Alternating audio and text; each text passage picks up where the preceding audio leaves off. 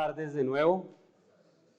Me alegra mucho que hayamos tomado este tiempo, este fin de semana, para edificar nuestras vidas, sobre todo en este tema tan interesante.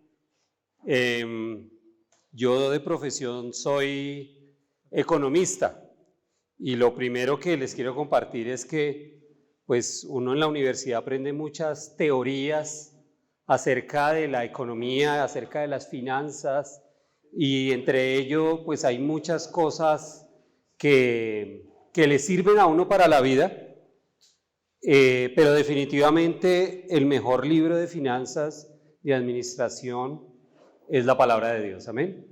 Es el mejor, sin desvirtuar que obviamente en las universidades se adquieren conocimientos importantes, pero realmente el mejor libro de finanzas, el mejor libro que dice la verdad acerca de las riquezas, de las posesiones, es la palabra de Dios.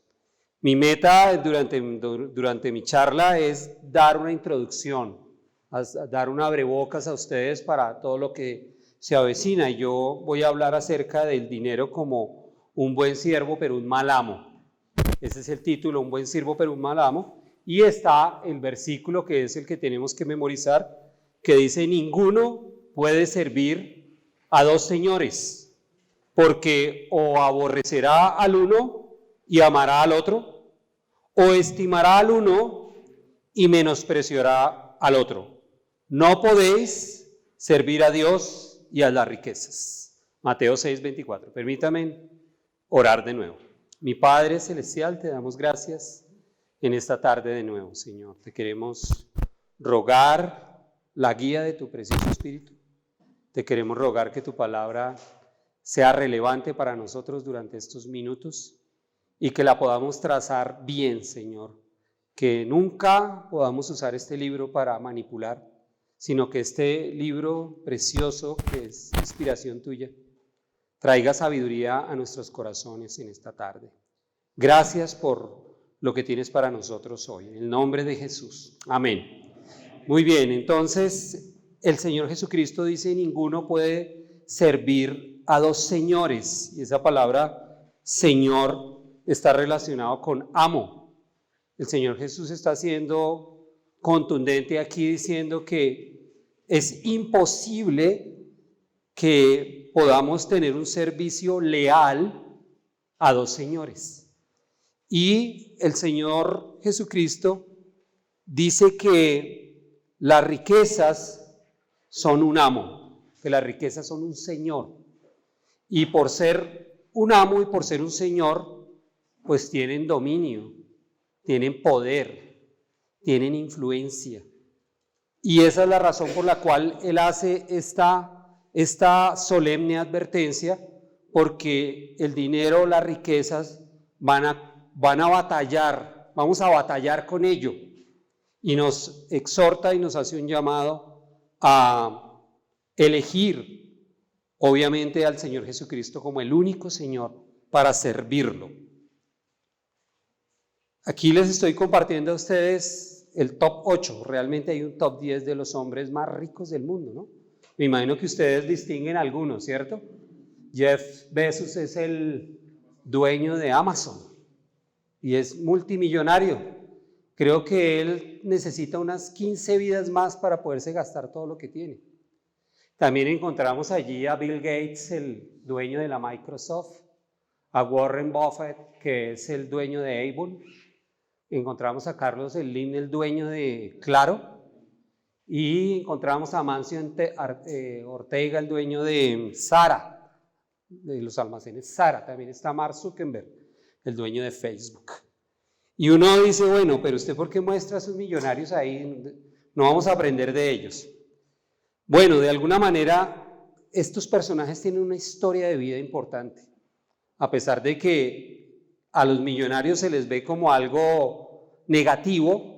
Realmente algunos de ellos tienen una historia de vida interesante. Y lo interesante de muchos de ellos es que muchos de ellos han aplicado principios bíblicos en sus negocios sin ser ellos cristianos. Así que, ¿por qué les comparto esto? Porque hay principios en la palabra de Dios que son universales, que aunque yo sea inconverso y no conozca al Señor y los ponga en práctica, van a funcionar, porque son como la ley de la gravedad. La ley de la gravedad funciona aquí y en China. Y hay unos principios en la Biblia que, aunque no conozca yo del Señor, ellos van a funcionar porque el Señor los diseñó así. Hay matrimonios que no son creyentes, pero son saludables, emocionalmente saludables.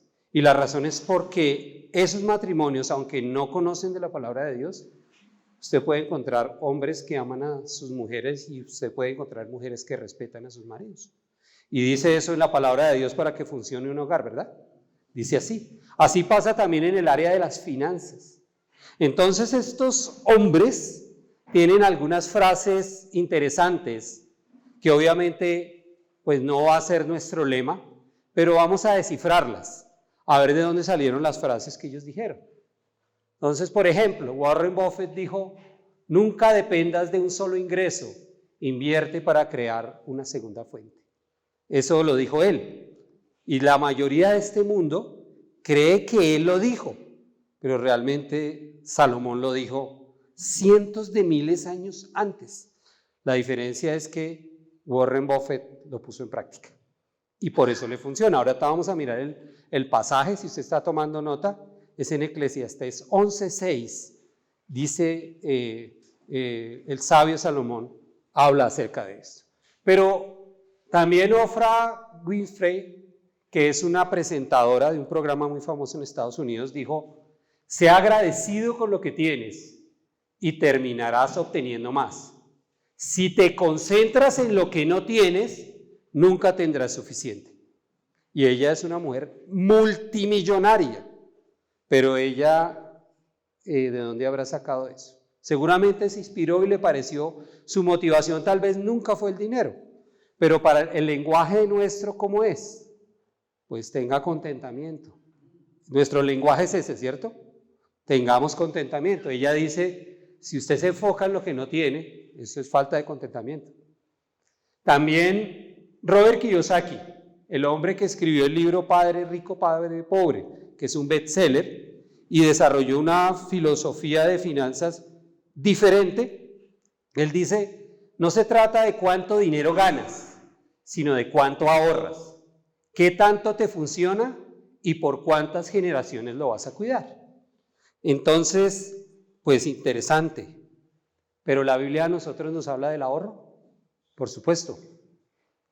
Dios nos habla en su palabra del ahorro todo el tiempo. Así que Él no está diciendo nada nuevo, para nosotros no nos está sorprendiendo. Sin embargo, este hombre ha puesto en práctica eso. Y entonces nosotros como cristianos podemos tener esa teoría, pero no podremos probar que eso funciona hasta que decidamos ahorrar, como lo dice Dios en su palabra. Amén. Y funcionará. También está Joe Biden, que dice, no me digas cuánto vales, enséñame tu presupuesto y te diré tu valor. El Señor Jesucristo dijo, ¿quién de vosotros que queriendo construir una torre no se sienta primero y qué hace? Calcula los costos, los gastos. ¿Eso cómo se llama? Se llama presupuesto. La Biblia está llena de presupuestos. Y ahorita más adelante vamos a ver un poquito más de eso. Richard Branson dice, nunca te metas a un negocio solo por ganar dinero. Si ese es el motivo, mejor no lo hagas. Algunos de ellos eran apasionados de algo y tal vez su meta no era ser millonarios y resultaron millonarios. En este caso, la Biblia nos exhorta en varias partes a no procurar buscar las riquezas. No procures hacerte rico. ¿Sí lo dice o no lo dice? Lo dice en varias partes. Entonces, y el último dice, el dinero es un gran esclavo. El dinero es un gran esclavo, pero un horrible maestro. Es parecido al título de mi charla. A mí, yo la puse porque en verdad el dinero es un horrible maestro. ¿Cuántos de nosotros hemos aprendido lecciones para toda la vida por haber tomado malas decisiones financieras? ¿Sí o no? Si yo les digo que levanten la mano, creo que todos diríamos en algún momento de la vida, yo no debí comprar eso, yo no debí invertir en aquello, y nunca lo olvidamos, porque el dinero es un horrible maestro. Entonces lo pongo como ejemplo, porque ellos realmente, muchos de ellos han sacado principios bíblicos para construir su riqueza.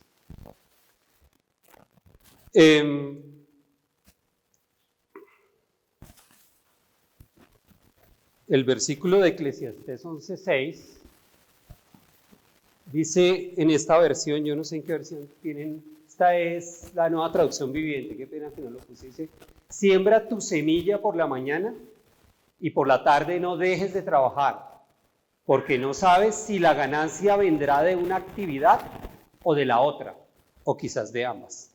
En un lenguaje más coloquial es: no ponga los huevos en una sola canasta.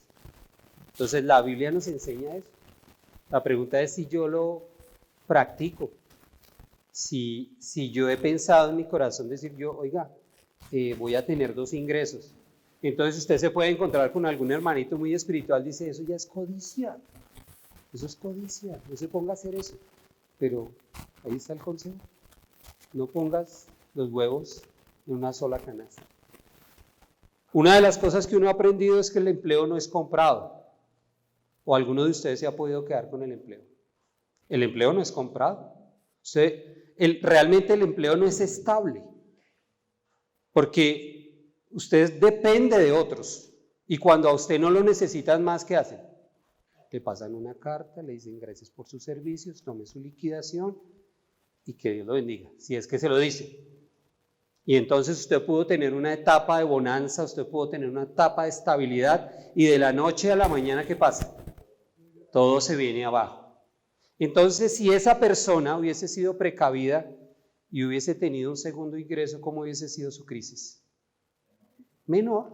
Tal vez no le hubiera resuelto, pero tal vez su crisis sería menor obedeciendo al consejo de la palabra de Dios. El tema del dinero es un tema mayúsculo, es un tema capital. Es un tema, como nos dijo César, a la vez es un tema tabú. Sí, es un tema tabú. Hay cosas que se convierten en espinosas cuando se habla del dinero. Pero algunos se sorprenderán que Jesús habló más del dinero o habló más veces del dinero que del cielo y del infierno. Habló más del dinero que de cualquier otro tema. 16 de las 38 parábolas se refieren a cómo manejar las finanzas y los bienes. La Biblia contiene 500 versículos sobre la oración, menos de 500 versículos acerca de la fe, pero tiene 2.350 relacionados con el tema del dinero y las posesiones. Así que tenemos que pararle bolas, ¿sí o no? Tenemos que pararle bolas porque es un tema mayúsculo, es un tema importante, es un tema trascendental que no podemos pasar así nomás. 1 de cada 4 versículos de Mateo, Marcos y Lucas trata sobre el dinero. 1 de cada 6 versículos del Nuevo Testamento trata o tiene referencias al dinero de una u otra manera. Casi la mitad de las parábolas de Jesús tienen referencia al dinero de una u otra manera, generalmente advirtiendo acerca de la codicia y la avaricia, ¿cierto? Habla mucho eso el Señor acerca de la codicia y la avaricia. El primer pecado en Israel, después de haber llegado a la tierra prometida, fue acerca de un manto babilónico. ¿Recuerdan a nuestro querido Acán?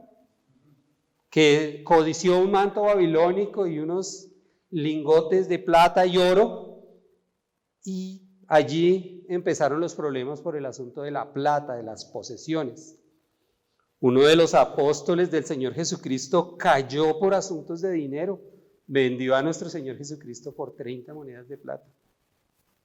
El primer pecado de la iglesia primitiva fue debido a un tema de dinero, el cual debía ser dado al Señor. ¿Recuerdan nuestros hermanitos? ¿Cómo se llamaban? Ananías y Zafira. Ahí hubo un juicio porque ellos habían hecho una promesa y no la cumplieron y pagaron un precio muy alto. Gloria a Dios que el Señor no obra hoy así, porque no habría uno solo vivo en este salón, ¿sí o no? El pecado de Simón el mago, ¿recuerdan? El tema fue por dinero. ¿Él qué quería? Comprar el don de Dios. ¿Y qué le dijo Pedro?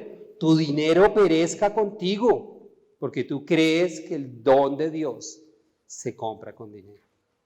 Así que, mis queridos, el tema del dinero es un tema capital, es un tema central, es un tema en el que nosotros tenemos que profundizar y tenemos que reconocer con humildad que tal vez nosotros no hemos escudriñado a profundidad la teología de la mayordomía. Yo no sé cuántos podríamos de acá, yo les puedo decir, no, me falta un montón de estudiar este tema, porque hay una riqueza enorme en él. Entonces yo he querido que hablemos de este tema a través de ese acróstico del dinero. Cada palabra que está allí es una palabra que está en la Biblia, ¿sí? Entonces, voy a decir algunas generalidades del dinero y algunas de esas palabras las vamos a definir, vamos a meditar en ellas, vamos a reflexionar en ellas. Y digamos que lo primero que tenemos que decir en cuanto a la definición es que el dinero es amoral. Tenga en cuenta eso, el dinero es amoral, el dinero no es bueno ni malo. Decir que el dinero es amoral, decir que el dinero es malo, digamos, decir que es malo, es como decir que un cuchillo es malo. Mala es el uso que yo le dé a esa herramienta. Con ese cuchillo yo puedo hacer una ensalada, pero con ese cuchillo yo puedo asesinar a una persona. Con el dinero yo puedo enviar un misionero a África, pero con un dinero también puedo comprar 1 kilo de cocaína. Así que el dinero es amoral. En una definición de Wikipedia, así simple, que usted entre ya a su dispositivo, usted encontrará que el dinero es un conjunto de riquezas o valores que pueden transformarse en dinero, o todo activo generalmente aceptado como medio de pago. En la Biblia, hablando de la palabra deuda, ahí nos aparece la palabra deuda. La prohibición a tener deudas es categórica, ¿cierto? ¿Cuántos están de acuerdo con eso?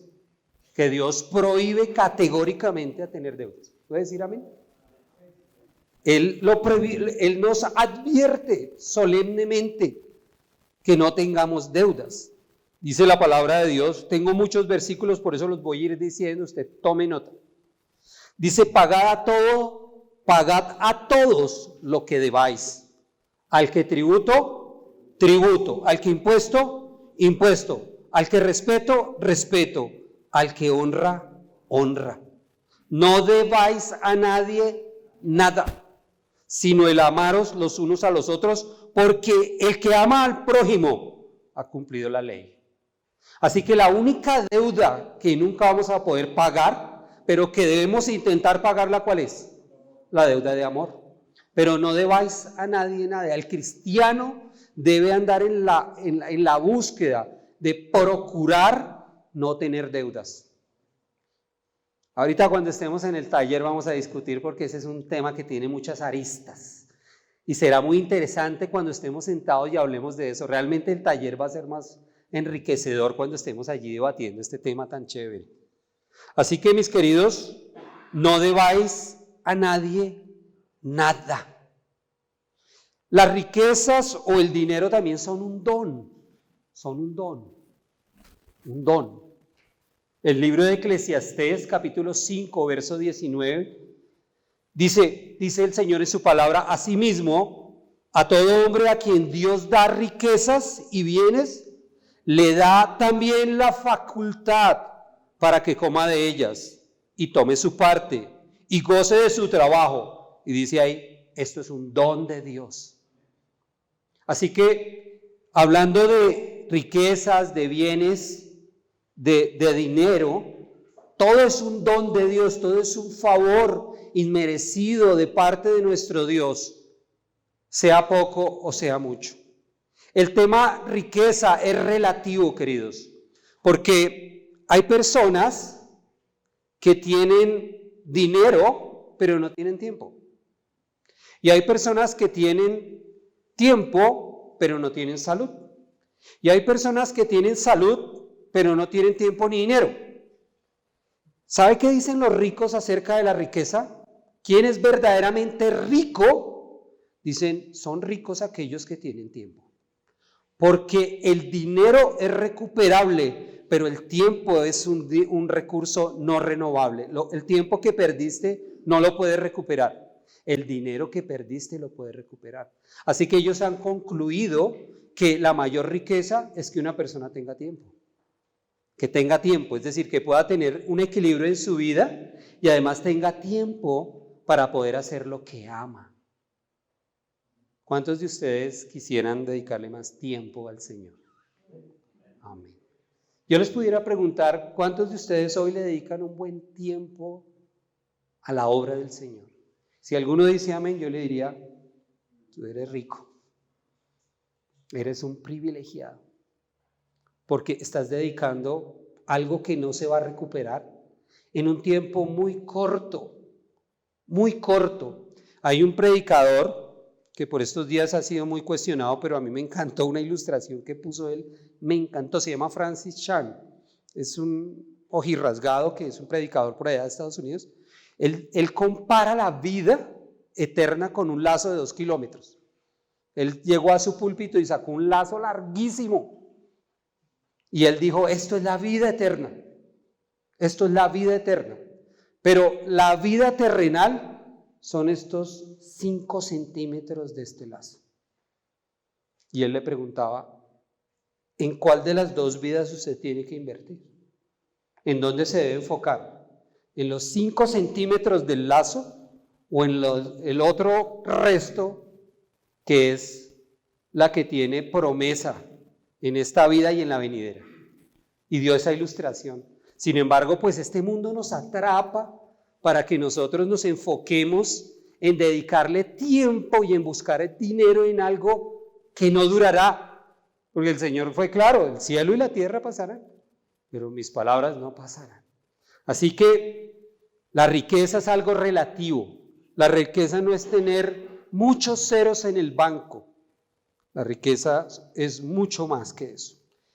Con respecto al dinero, el dinero tiene un poder, que aquí no está esa palabra, que tiene que ver con dependencia. Dependencia, apúntela ahí, dependencia. El dinero te roba la dependencia a Dios. El dinero compite con tu lealtad al Señor. Y le voy a poner la ilustración. Suponga que usted es de la clase media, o sea, usted es de estrato 3, 4. Y usted es un creyente estable, digámoslo. Usted es un creyente estable. Es decir, usted es un creyente que va a la iglesia, hace su devocional, en ocasiones comparte el evangelio, ofrenda generosamente y junto con su familia usted decidió ir a Cartagena. Entonces usted llama a su esposa y le dice, querida, quisiera que fuéramos a Cartagena. Manda a llamar a los niños para que oremos y le pidamos al Señor que nos dé permiso de ir. Y entonces se reúnen ahí alrededor de la mesa, le cuentan el proyecto a los niños. El papá les dice, queremos ir, pero los recursos todavía no están. No tengo ni el 50%, pero oremos porque quizás Dios nos provea lo que falta.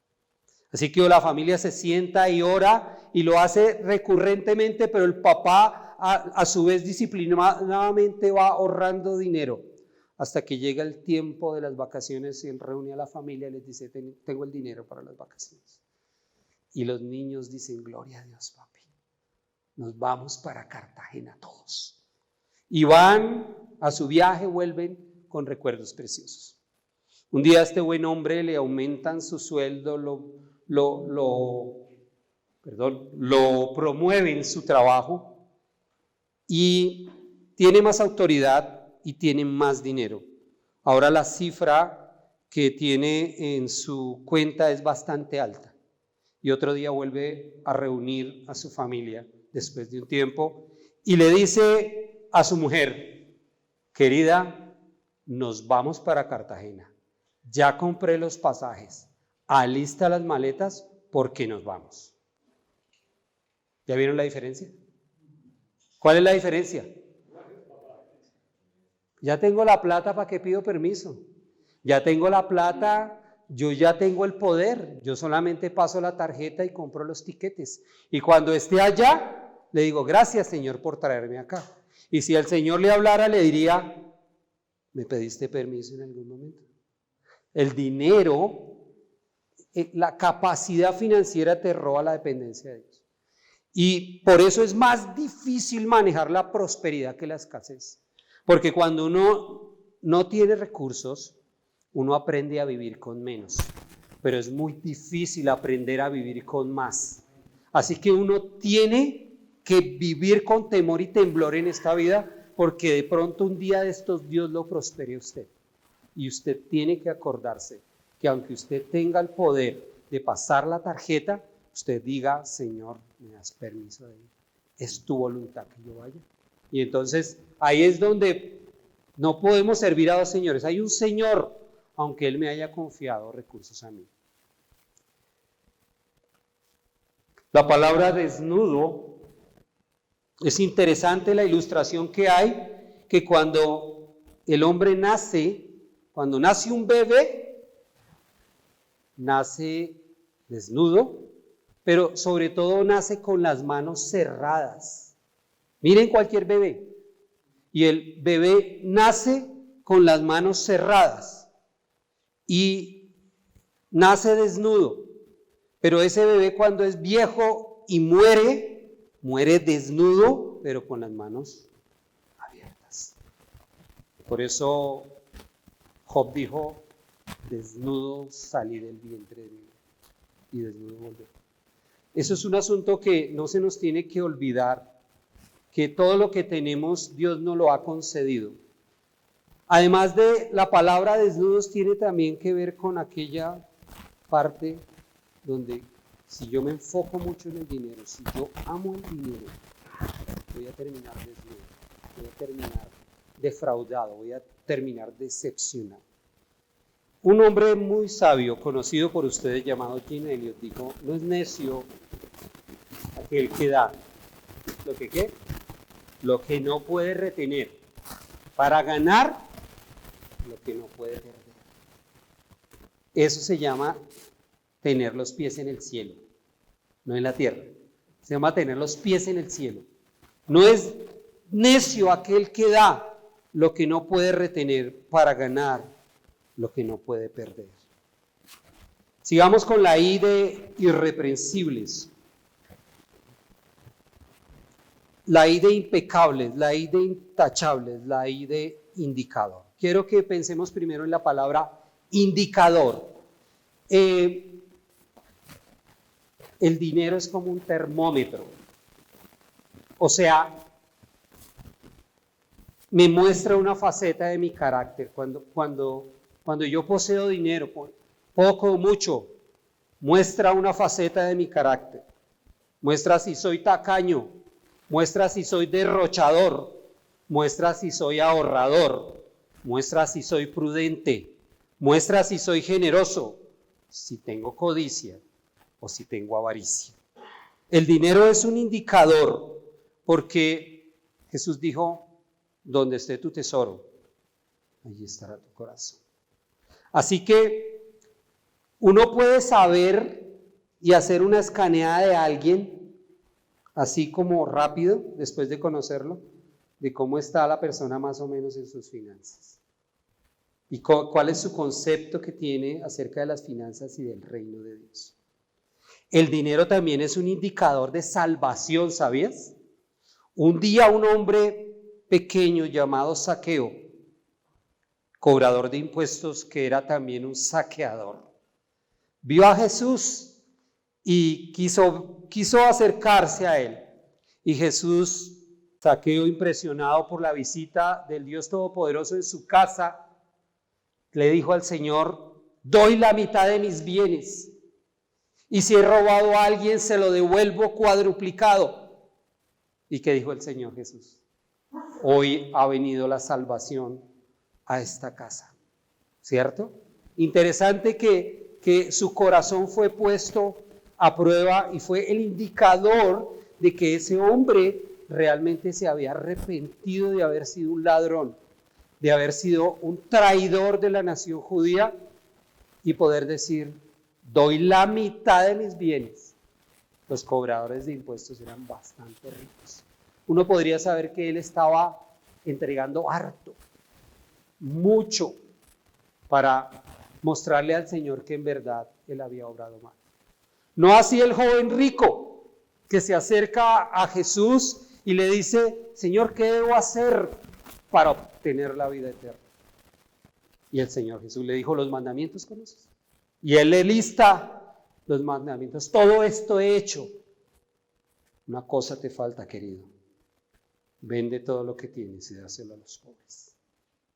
¿Cuál fue el indicador de este hombre? ¿Dónde estaba su corazón? En las riquezas, en el dinero. Y entonces el hombre se retiró triste de la presencia del Señor Jesucristo. También la ida irreprensible, la ida irreprensibles. Y aquí quiero hablar aquí como un liderazgo, o sea, aquí quiero que pensemos nosotros, los que estamos acá, todos tenemos un ministerio. Algunos de ustedes son ancianos, pastores, diáconos, qué sé yo. Tienen un liderazgo, tenemos un liderazgo, tenemos una responsabilidad, tenemos un llamado. La Biblia dice que en el dinero debemos buscar ser irreprensibles, es decir, nosotros debemos ser ejemplos de la grey en esto, ¿amén? ¿Sí podemos decir amén a eso? Nosotros, los siervos de Dios, debemos ser irreprensibles en el manejo del dinero, porque por esa causa es que el nombre de Dios ha sido blasfemado, porque líderes no han sido irreprensibles en el manejo del dinero. En lo personal y en lo eclesial no han sido irreprensibles, y el nombre de Dios ha sido blasfemado. Así que dice la Biblia: si alguno anhela obispado, ¿qué dice? Buena obra desea, pero es necesario que el obispo sea ¿qué? Irreprensible. Sin reproche significa eso, que no nos reprochen a ninguno de los que estamos aquí presentes de malas pagas, de tramposos, de chuecos, de torcidos, que no digan: el pastorcito ese que es bien vivo, bien vivaracho. Así no nos pueden ver, hermanos. Eso es una deshonra al nombre del Señor. Y Dios nos está llamando aquí a nosotros en que primero esa parte de mi vida tiene que resolverse para que yo tenga la autoridad de decirle a mi congregación cómo es el manejo del dinero. Tenemos que mirar primero hacia adentro. No hay nada más terrible que ver pastores o ministros de Cristo malos administradores y desordenados con los bienes del Señor. El dinero, con la N de necesidades, el dinero suple necesidades. Y a través del dinero podemos conseguir aquello que Dios prometió.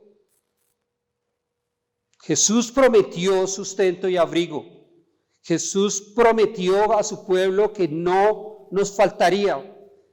El pueblo de Dios no va a ser un mendigo, y Dios no es deudor de nadie. Él dijo que si buscábamos su reino de primeras, Él añadiría lo que necesitamos. Y nosotros como creyentes también debemos entrar en la escuela del contentamiento, porque no todas las veces vamos a estar de la misma manera. Hay épocas en la vida cristiana donde los recursos son escasos y batallamos con ese asunto. Por eso el apóstol Pablo hizo el curso. Él dijo: he aprendido ¿A qué? A vivir, a contentarme. Y la palabra aprendido es la palabra clave de ahí. Eso quiere decir que él no lo sabía. Él no había sido entrenado. Él después pudo decir, sé vivir en abundancia, sé vivir en escasez. Por todo y con todo estoy saciado. Así lo dijo. Y en cuanto a las necesidades, Dios suple las necesidades. Él tiene un grifo abierto donde cae su bendición sobre cada uno de nosotros. En ocasiones cierra el grifo por alguna razón soberana que después entendemos por qué es que gotea. Pero la llave nunca va a dejar de gotear, siempre va a caer. Unas veces va a ser más abundante, otras veces más corto. Así que Él suple las necesidades, pero no debemos confundir las necesidades con los antojos, con las necedades. ¿Sí? En este mundo podemos conseguir cosas que no necesitamos. Y cuando veníamos de camino para acá, nos dieron ¿cómo se llama eso? Una cartilla, una separata de esos de los grandes superficies donde aparecen los productos que están en promoción. Todas las promociones no son ciertas, queridos, para que ustedes lo sepan. No son ciertas.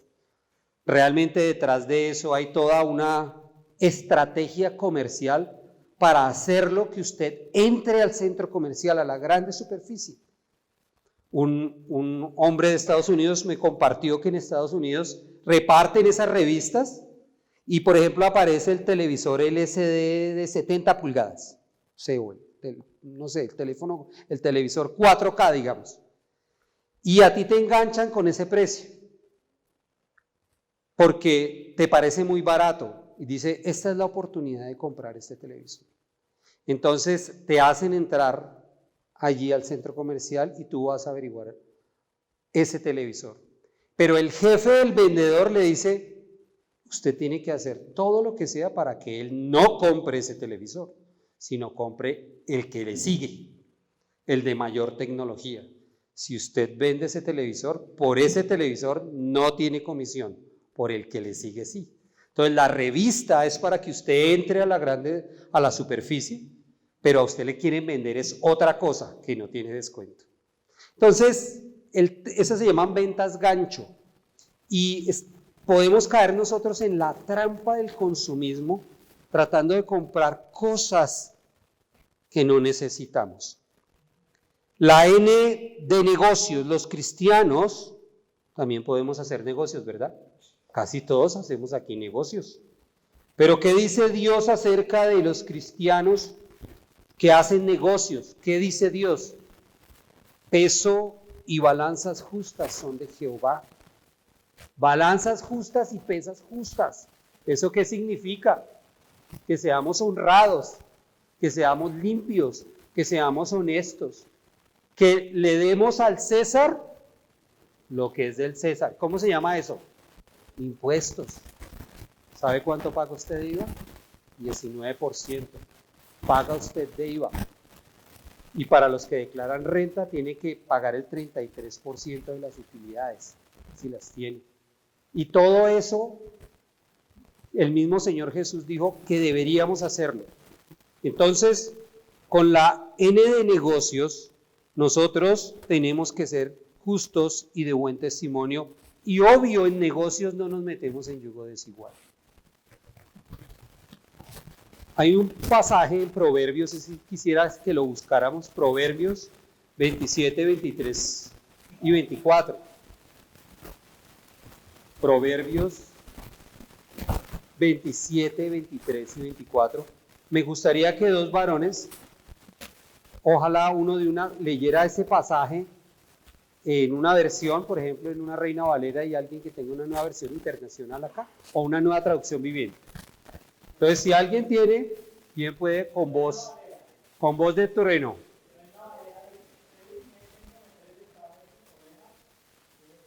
Sí, es eso.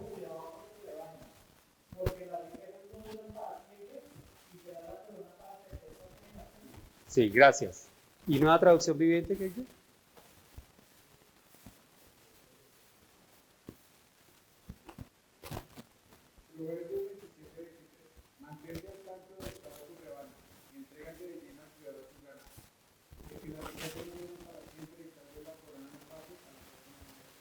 Amén.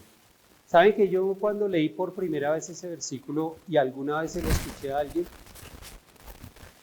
yo lo interpreté como que es un versículo para pastores? Es decir, como si ese fuera un versículo para alguien que pastorea una iglesia. Sé diligente en conocer el estado de tus ovejas. ¿No tenemos que hacer eso acaso? Tenemos que ser diligentes. Pero les quiero decir que eso no tiene nada que ver con pastoreo.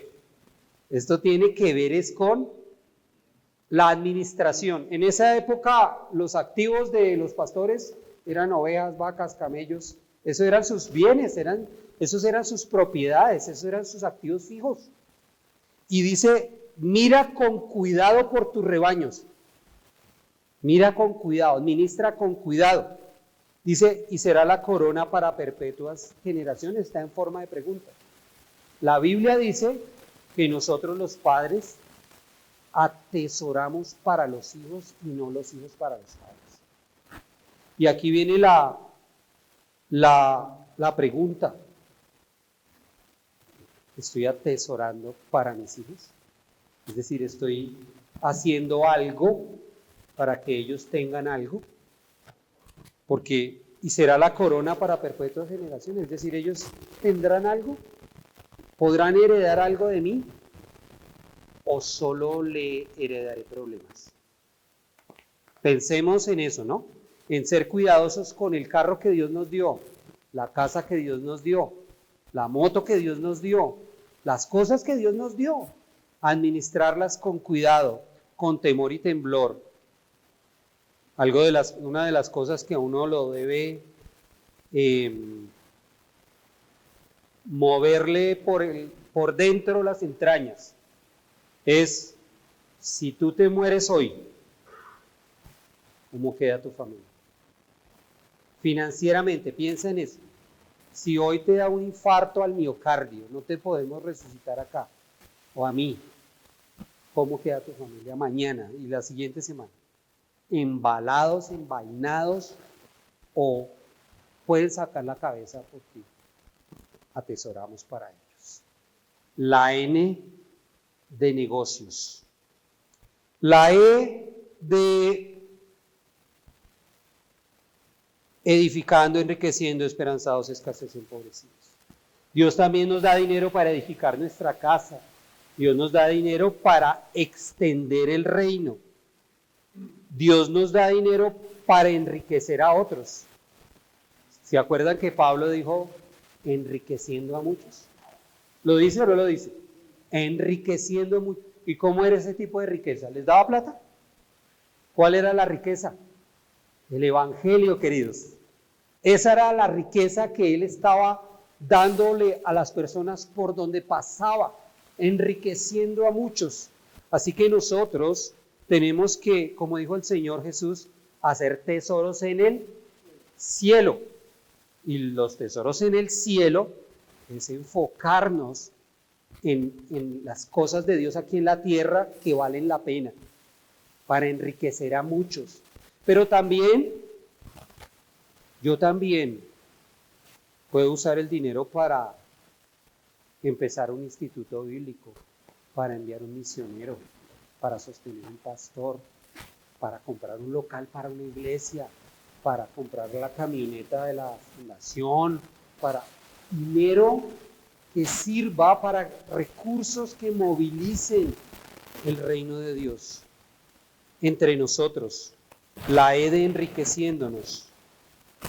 El dinero también produce esperanza, pero dice que no pongamos la esperanza en la riqueza, ¿cierto? ¿Sí? Que no las pongamos. Pero la quincena es difícil no tener esperanza en ella, ¿cierto? En este país la quincena es algo que, sí, la esperanza, espero en ella.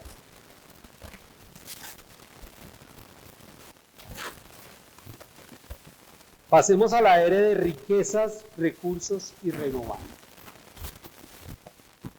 quiero enfocarme en la palabra renovando, porque ya hemos hablado de las riquezas y de los recursos. Dice la palabra, no te afanes por hacerte rico, sé prudente y desiste. Eso ya lo hemos dicho. También dice en otro lado que los que quieren enriquecerse, ¿qué les pasa? Caen en tentación y lazo y en muchas codicias necias y dañosas que hunden a los hombres en destrucción y perdición. Así que, prohibido categóricamente andar en la búsqueda de ser ricos. Romanos 12:2 dice, no imiten las conductas ni las costumbres de este mundo. Más bien dejen que Dios los transforme en personas nuevas al cambiarles la manera de pensar. Entonces aprenderán a conocer la voluntad de Dios para ustedes, la cual es buena, agradable y perfecta. Yo les puse unos ricos, hay unos millonarios, pero nosotros nuestra meta no es parecernos a ellos. Nuestra meta es Cristo. Él es nuestra meta. Y por eso no vamos a imitar sus conductas. Vamos a utilizar el consejo de la palabra de Dios para administrar sabia y santamente los recursos que Él nos ha confiado a nosotros. Necesitamos renovar el entendimiento, hablando de la era de renovar, con respecto a la mayordomía, hermanos. Piensa por un segundo si en verdad tú has ahondado en ese tema, todo lo que requieren más de 2.350 versículos que hablan de eso, si ya los hemos estudiado todos. Así que en ese pedazo necesitamos renovar nuestro entendimiento en cuanto a la administración bíblica, en cuanto a la planeación bíblica, en cuanto al ahorro bíblico, en cuanto a lo que la Biblia dice de la deuda, en cuanto a los negocios santos, en cuanto a la transparencia con nuestros empleados y en cuanto a mi rol como jefe. ¿Qué dice la Biblia acerca de ello? Así que necesitamos renovarnos en ello. La O de obra, oportunidad, ocio, obsesión. Enfoquémonos en el ocio. En el ocio que es por causa de la pereza, pensemos en ello. En el ocio que es por causa de la pereza. La Biblia dice que la pereza está ligada con la pobreza. Sí dice, ¿cierto? Están de la mano, o sea, la pereza, es decir, quiero decir esto con profundo respeto, mucha gente pobre es pobre por perezosa.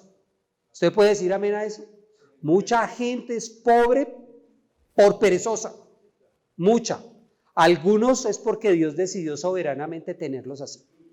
Pero la Biblia dice, ve a la hormiga, oh perezoso, mira sus caminos y sé sabio, la cual no teniendo capitán ni gobernador ni señor, prepara en el verano su comida y recoge en el tiempo de la siega su mantenimiento. Planeación estratégica, administración, presupuesto para el tiempo de las vacas flacas. Hablando de presupuesto, Noé tuvo que hacer un presupuesto, ¿cierto? José tuvo que hacer un presupuesto, ¿cierto? Y varios ejemplos como Nehemías, vemos cómo ellos planearon, calcularon bajo la dirección de Dios, haciendo la obra de Dios, administrando sabia y santamente los recursos de Dios. Quiero compartir con ustedes esta frase. Antes quiero que miremos estos dos extremos. No se ve bien, pero trataré de explicarlo. Estos son los dos extremos que vemos, digamos, la iglesia cristiana. El síndrome de San Francisco de Asís y el síndrome de Rockefeller. El síndrome de San Francisco de Asís son el grupo de cristianos que hacen voto de pobreza. Eso hacían los franciscanos. Entonces el voto de pobreza, y algunos de esos grupos creen que tener mucho dinero es pecado. satanizan todo el tema del dinero y que eso no es tan piadoso. Está el otro extremo, está el síndrome de Rockefeller, donde está en la doctrina de la prosperidad, donde ellos predican que si tú tienes dinero es porque tienes la bendición de Dios. Dios quiere decir que tú tienes el favor de Dios. Si tienes plata es porque tienes la bendición de Dios. Y entonces en ambos casos, aquí creen que es la bendición y aquí ellos creen que es piedad.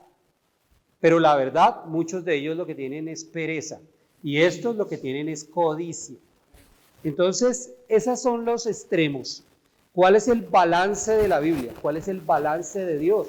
El balance de Dios es mayordomía, ahorro, no deuda, trabajo diligente, planificación y generosidad.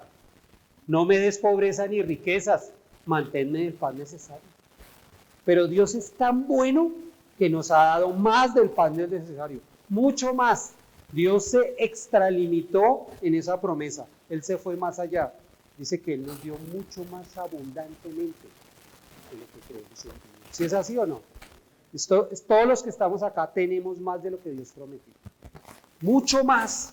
Así que, aunque Él nos ubica acá, en el balance, Él ha ido más allá con nosotros. Es decir, muy bueno, muy bueno. Buscad primeramente el reino de Dios y su justicia, y todas las cosas serán añadidas. Queremos tener una vida próspera, una vida estable, una vida con la bendición de Dios, con el favor de Dios real. Pongamos los ojos en las cosas de arriba, donde está Cristo sentado a la diestra de Dios. Amén. Una frase. Tengo una frase y luego un video. Léala. ¿Cómo les parece eso? Las tarjetas de crédito son como el pecado. Disfrute ahora y pague después.